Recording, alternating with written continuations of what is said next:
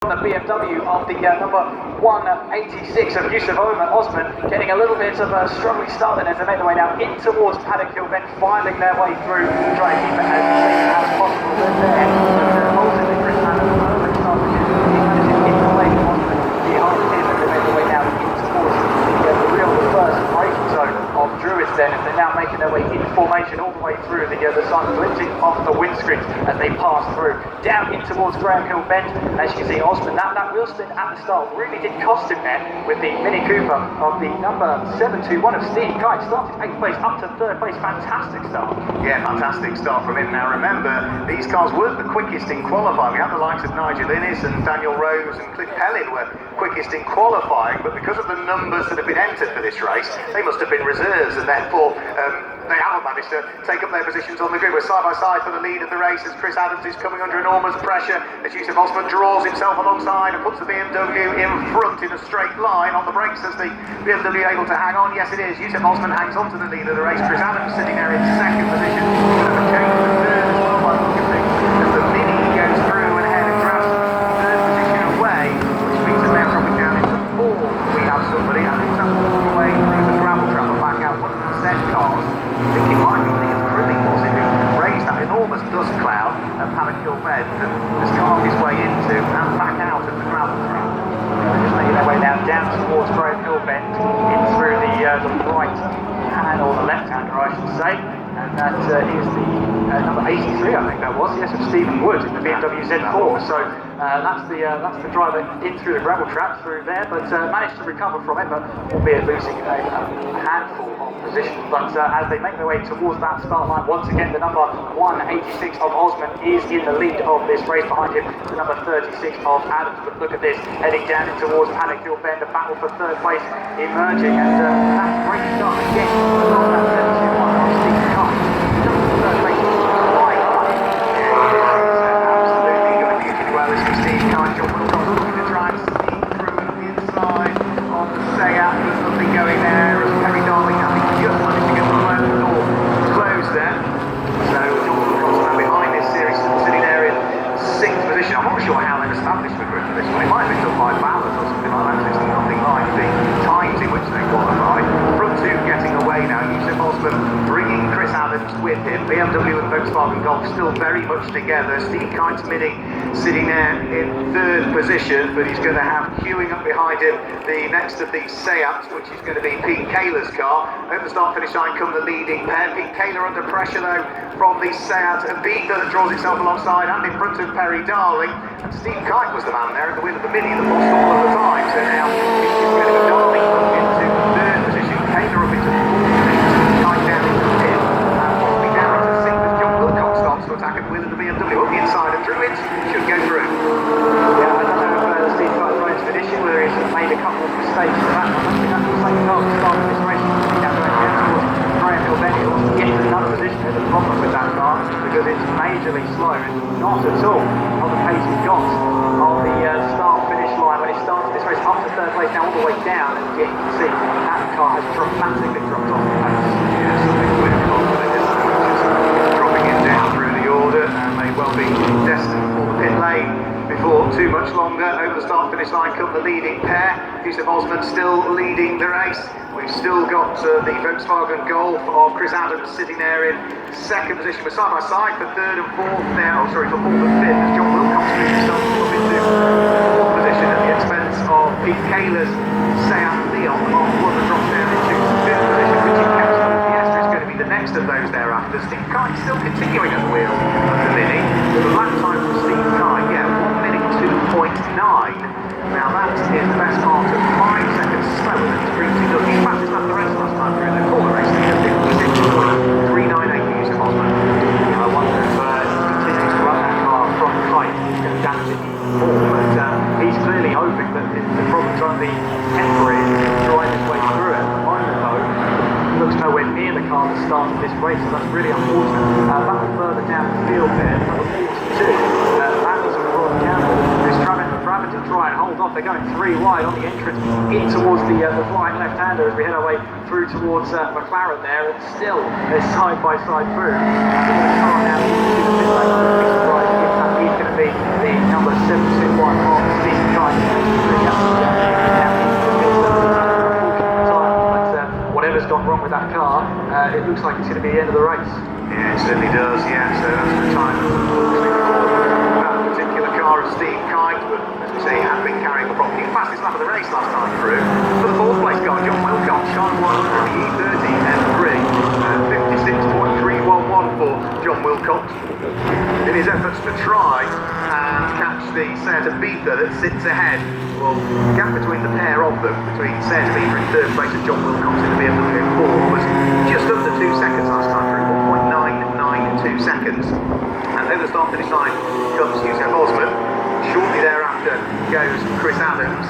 Now here comes the Seat, followed by the Beamer. The gap was 2 seconds, is down to just half a second. So it was finally able to usher up John Wilcox with that all-white M3 into third position. He is caught. Now he's got the inevitable task of trying to get through and past Perry Darling's Seat Ibiza.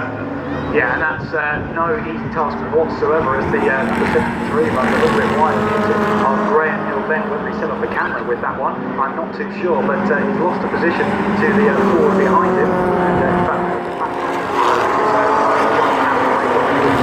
his two BMWs now going side by side as they make their way now down towards Graham Hill Bend, making their way through. That's the congestion board, making his way up the position. That's the number 16 of Mark Thomas, who's got a position there. So they're still trying to battle now all the way through this last section. Yeah, here they go. John Wilcox has got a good run on Perry Darling this time through. He almost draws the BMW alongside the Seat in a straight line. The Seat actually has a bit more puff than the BMW, so can't quite manage to work his way through. The difficult thing really for John Wilcox is he wants to attack. He might have to defend because he's got Omma's got the leader. So Omma's got Yusuf Osman with the BMW. So that has now released into the lead of the race, I'm afraid to say. The Volkswagen Golf from Chris Adams. Yusuf Osman will get going again. Has eventually dug himself back out of the gravel, but he's rejoined behind Pete Kaler's Seat Leon. So that is going to drop him down from the lead into 6th position, I'm afraid to say. Great scrap going on for, as I was talking about before, all of that happened between Perry Darling and John Wilcox, who is in that dichotomy. Wants to attack, might have to defend, because he's got Richard Kemp's Ford Fiesta right behind him, and Richard Kemp now is starting to get caught by Pete Kaler's car. So 3rd, 4th, 5th and 6th, a little quartet all together, but out front now totally on his own as a result of the off for Yusuf Osman when he was leading the races. Chris Adams, he goes up towards Paddock Hill Bend on his own, and then we get that 4-car battle over the start finish line, the 2nd through to 4th. Yeah, there was a moment there for Marginio who had a spin going through McLaren there, flying himself backwards and on the grass. He's now made his way into the pit lane. Gets back there, so he's lost a couple of positions there. He's back out of the pit lane. I'm not sure what the team's going to do with that car. They're having a look at the car and it's very damaged. Mechanical reasons why he's lost control. The squabble for 2nd through to 5th position rather heads out of Graham Hill Bend now. Traffic to be dealt with by most of them. The progress of Yusuf Osman is worth following his spin and the off. Of course, it was a slow lap time that he just put in. He lost the best part of nearly 20 seconds with the off, but he should be able to catch back up that group draw as he's squabbling away at the moment. Through and over the start finish line has got our race leader, Chris Adams. He's now on to lap number 10. Here comes the 2nd and 3rd place squabble, which is still just about Perry Darling ahead of the white BMW of John Wilcox. Then the yellow Ford Fiesta, Richard Kemp not too far behind. Kaler's Seat Leon will then be under attack for 2 miles from Yusuf Osman. Yusuf Osman after his spin. Next one is 57.2, which is quicker than everybody other than the race leader at this stage. Yeah, Marginio has rejoined onto the track. There is clear damage to the rear of that car. The team are happy for him to be out there still to try and take this checkered flag, but whether he's made contact with the wall or whether another driver's made contact with him remains to be seen. Jumping out of the way of some of the cars, a big over oversteer moment for the number 16 there, making his way on the exit through Graham Hill Bend and Mark Tomlinson, who's just trying to get as much performance out of the car as possible. I think he'll be frustrated as well, the number 16 of Mark Tomlinson, because right ahead of him now is the number 68 of Gad, and he managed to get past Gad, going through back markers, so managed to take full advantage and make his way through. So really smart idea. Bit here for I believe his second place, number 10 of Darling, Terry Darling, number 100. Wilcox there. Sorry, I couldn't find it on my sheet. John Wilcox, that's it, in the M3. So battling hard now for second place. Yeah, you're not for now. It was hardly possibly cancel second and third position. Just able to continually hang on to third, and Perry Darling is desperate to try and hang on to second place. Amazing in a straight line. The Seat has more power, doesn't it, than the BMW, so the two open up the gap between the pair of them. 4 minutes to go. Then the stop. This line goes up to third position. There goes the fourth place car, Richard Kemp, who, as with his yellow Ford Fiesta, can look in his mirrors and see Pete Kaler's Seat Leon behind. Pete Kaler is now getting caught by Earthwhile race leader was a quarter of a second quicker than the Seat ahead, and that's 57.090. So is quicker than everybody ahead of so he's still gaining on the cars that were behind him before he had his spin. Yeah, absolutely. I think that'll be a huge frustrating thing for us. You know, in the lead, getting that advantage and having that gap, for it all to be thrown away, going in towards Palantir Bend, getting into the gravel, managing to recover, but this could be a race of what might be for him, and I think that will annoy him a little bit. What he has to do now in these remaining 3.5 minutes is just keep his head down and make the best race he can. Yeah, so through goes. There we go. Darling from Wilcox. I think Perry from John. The gap between the pair of them still less than a second. Still traffic that needs dealing with as well. We've still got Richard Kemp's Fiesta. And Pete Kaler's car now is fully under attack from his last time through was half a second quicker than the Seat ahead. But as they head up towards Druids, it's still just the Seat from BMW covering after its spin and into the gravel trap where he lost the lead of the race. And having Gilbert lost 4 or 5 laps ago now. Can Newton Austin get himself back inside the top 5? I suspect he can. He hasn't got a great deal of time to do it now. 2 3/4 minutes remain. Race leader already safely on his way on towards another lap. Leading very comfortably indeed is the race leader. Chris Allen's over the start finish line. Onto lap number 14. The number 36 Volkswagen leads the race. Yeah, and by, like you say, quite a sizable margin at this point. They come across the line 8 seconds, the gap between the leader and second place. So Adams is enjoying himself out there in the lovely sunshine. There you can see Newton Austin trying to make his way through now. Next car is Friday, 18. Heading towards through. That's a battle now for 5th place. Just into the braking zone now as Osman tries to look and see if there's any way he can get himself through. They head now down the hill. A little bit of a moment for Osman just on the exit through it. Down towards Graham Bend, but at the moment, no way through. Next real opportunity is this exit down the Cooper Straight and towards Surtees. But again, I don't think he can get past going through this section. No, and it's really just allowed Richard Kemp and Ford Fiesta to pull away from this battling pair and sit behind. Over the start finish line comes our race leader to start the penultimate lap of the race. So through goes Chris Allen on lap number 15. He's 16 laps out of this one. Then we see Perry Darling still fighting away with John Wilcox, but still Seat Ibiza just ahead of BMW E30. Then the Ford Fiesta Richard Kemp on his own really is the next person there in the 4th position.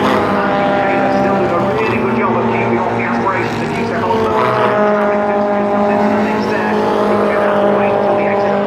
To be able to work his way through and past it. Newton Austin tries on the inside as they head in towards Druids. There was almost contact between the pair of them, but Pete Kaler just got the Seat just across the nose of the Beamer in time, and for the moment, by his fingertips really, hangs on to his place still. Yeah, and he's really hanging on to that one, isn't he? But Osman's trying to make Kaler's life difficult as they make their way now down the Cooper Straight towards the flying left-hander of Surtees. And Osman here might just get a little bit frustrated. Obviously, there's a half-hearted move, the intention going down the inside, sometimes in the back, but he's trying to make it so that Kaler's under pressure pressure all the time to try and just find a way through. It's going to be quick down the straight here. We've already seen he's closing quickly on the back of that number 18, heading next towards Panic with Ben Taylor. The widest sail that Brands Hatch has ever seen through is towards Panic with Ben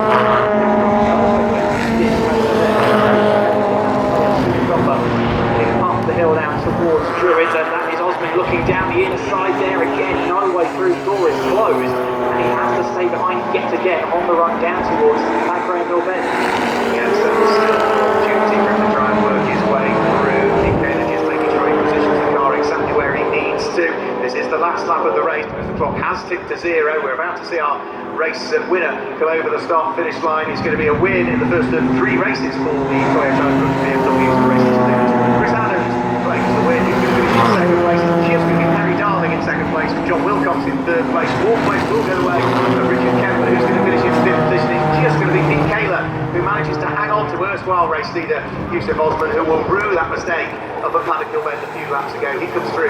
Yusuf Osman to finish in sixth position in the end. Seventh place should be Martin Gadd at the wheel of his Honda Civic. Only now is he heading towards the start finish line. Here comes Martin Gadd now. Mark Tomlinson will finish in 8th place. 9th place should be Frank Rodford that finishes in 9th place, and Paul Harvey should complete the top 10, but Paul Harvey, the wheel of the number 17 car, is still to come over the start finish line. His dark blue Ford Fiesta is, I think, just about going to hang on to the position still, but he'll have a queue of cars sitting behind him, but it will be Paul Harvey that just finishes in 10th position.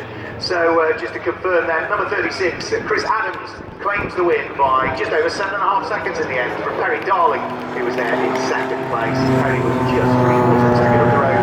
John Wilcox, who was third. Fourth is car number 166, just reaching 10th. Fifth place was car number 18, which is the car of Pete Kaler, and sixth position was number 186, which was Yusuf Osman. Seventh place was 68 Martin Gadd. Eighth position was the number 16 car of Mark Tomlinson that finished in 8th place. Ninth place is car number 325, which is Frank Robder. 10th place was number 17 Paul Harvey. In 11th place it was number 82, and that is Steve Lane that's there in car number 82. 12th place was 42 Rob Gamble. 13th place was 25 Jackson Goodrum, and 14th place was number 26, which is Ken Bridden. In 15th place it was 364 Simon Worth. Not bad considering he started 26th and last on the grid. 16th place was car 156 Cliff Pelling. 17th place was number 6 Steve Walden. 18th place was 666, which was Terenzo Di Francesco. 19th place was 151, which was Guy Ziza, and completing the top 10 it was car number 48 that finished in 10th position, which was the Lewis Stroke Barlow shared car. One driver will do one race, one will do the other. Who does the third? They'll have to flip a coin or do an arm wrestle over it. 21st position was car number 73 that finished in 21st position. That was Neil Harris. 22nd position was 133 Catherine Henderson. 23rd was 96, and that is a car that alludes as to who it is. I think that was possibly a late one that was added onto the grid, because on the grid that I'm looking at, despite the fact I keep looking and looking, I can't even see that car there on the grid. 24th position was at number 62, and that was the last of the cars that actually finished on the lead lap, which was Les Conway, or actually finished at taking the checkered flag, I ought to say, in 24th position. So that gives you the finishes for that one. We'll give you the full results if we get time later on. There's no programmes for you.